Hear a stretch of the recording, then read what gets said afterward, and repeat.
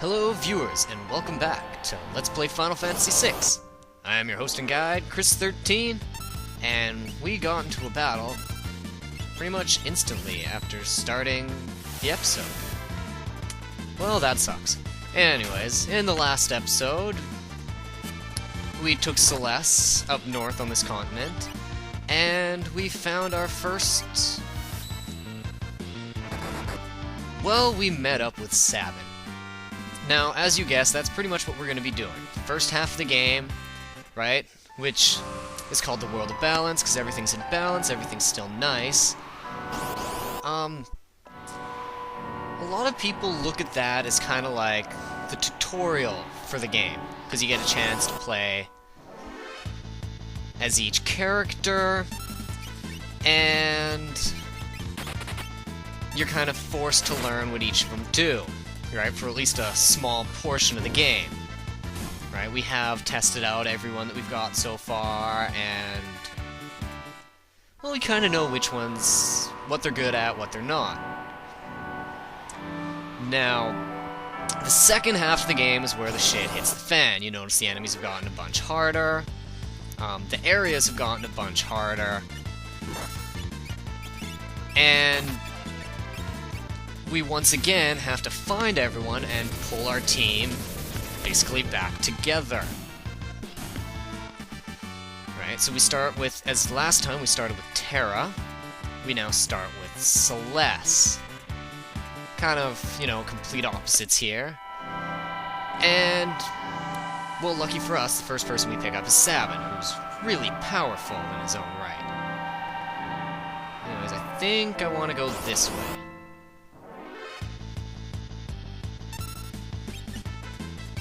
Yeah. And another reason why Fire 2 is good to learn, a lot of the enemies in the Serpent Trench, how are you still alive? Ugh, anyways, are going to be weak versus fire attacks, so, wow, he has a lot of health. Anyways, yeah, so that's a good one to pick up. But, Terra versus Celes. You've noticed, well, when we started, we had Terra, you know. They're both Imperial soldiers. Celes was a general. She worked for the Imperials because, as a kid, they basically raised her. They put her through tests, they gave her magical abilities. They kind of did that. On the same scale, Terra was controlled by the Imperials. The Empire controlled her, basically,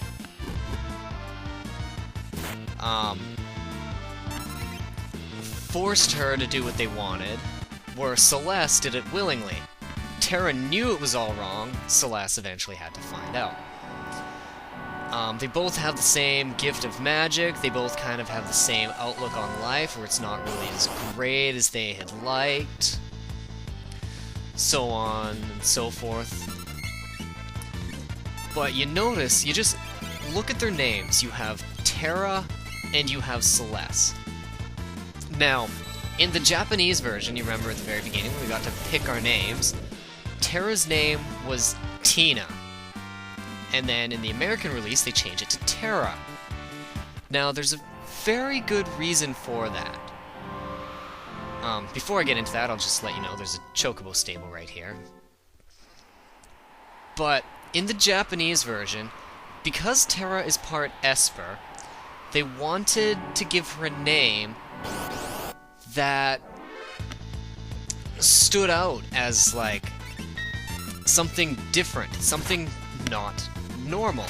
And, well, although Tina might be a very normal American name, it's not your run-of-the-mill Japanese name, so it kind of gives it that feel of something that's a bit different. Now, when I enter this town, things are going to happen and story is going to unfold, so I'm gonna keep explaining. I'm gonna use this episode to explain the difference between Celes and Terra, and I'm just going to continue grinding out here, so just giving you a heads up. Anyways, so, Tina, a name that's fairly different. It's not the norm. It kind of gives her that Esper, otherworldly feel. Now in America, that doesn't work as well. So they switched it so that her name was Terra. Now Terra, although a normal word, right, meaning, you know, earth, the ground, is not really a normal name per se. Right? So it kind of gives her that feeling of she's a little bit different. Right? Something special. And then you learn that, well, yeah, she's an Esper. And then you've got Celes. Now, if you haven't guessed by now, you kind of realize that Terra, as powerful as she is, she's got all these ties to the Earth. She wants to protect it, just like the Espers. They're definitely different. Celes, on the other hand, right? She goes through this whole thing where people figure that, you know, she's a traitor, she's this, she's that, but every time she turns around, she comes back, and she does what she can to try and protect the team, right? She's always kind of guarded them, right? From when the first time you bump into, well, not the first time you bump into him, but when you bump into Kefka in the Imperial Research Facility and everyone starts to believe that Terra is, you know, betraying the team, and she sacrifices herself to teleport out with Kefka. And then again on the floating continent when she shows up to protect the team again. Basically, that's your second time she's acted as a Deus Ex Machina to basically save the team from Kefka's, well, superpowers. Of course, this is before Shadow shows up and actually protects everyone. But it's very fitting with how her name is Celes, basically meaning, you know, celestial, kind of like an angel. Also fits in with her white robes, her blonde hair. Very, very angelic character. Now, you notice very angelic character versus very earthly character. They wanted Celes and Terra to basically be like polar opposites of each other. But as you play as them, you learn that they're not. They really have the same feel to them. Right? To try and show that there's not that many differences between people as you might initially notice. Right? Because you have Terra, who's Earth, versus Celes, who's supposed to be your more heavenly character. And that'll draw you a lot more to Celes, but they also want you to look into Terra as a character and see what makes her special. And for the most part, so far, I've been knocking on Terra and saying that she kind of bothers me as a character. I don't like her that much. She's whiny. She doesn't really have much to her. Oh, what is love? Baby, don't hurt me. Don't hurt me. Yeah, you know. Her. Well, Celes has been pretty awesome, right? She's not been the most upbeat character, but definitely hasn't been really whiny about it. And then, of course, you know, the end of the world happens and Celes becomes extremely depressed. But then again, who wouldn't do that in the end of the world?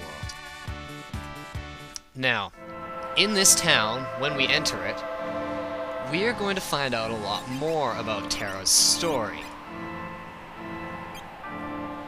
But I'm going to save that for the next episode.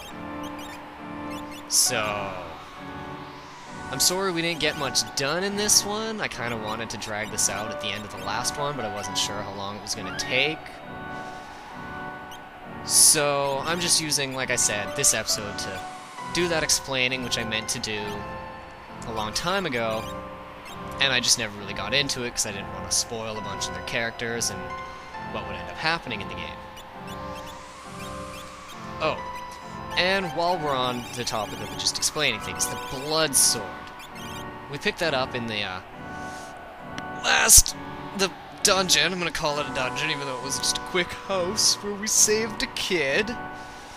Blood Sword is pretty much what it sounds like. It's a sword that's fairly powerful, but you do not want to attack undead with it.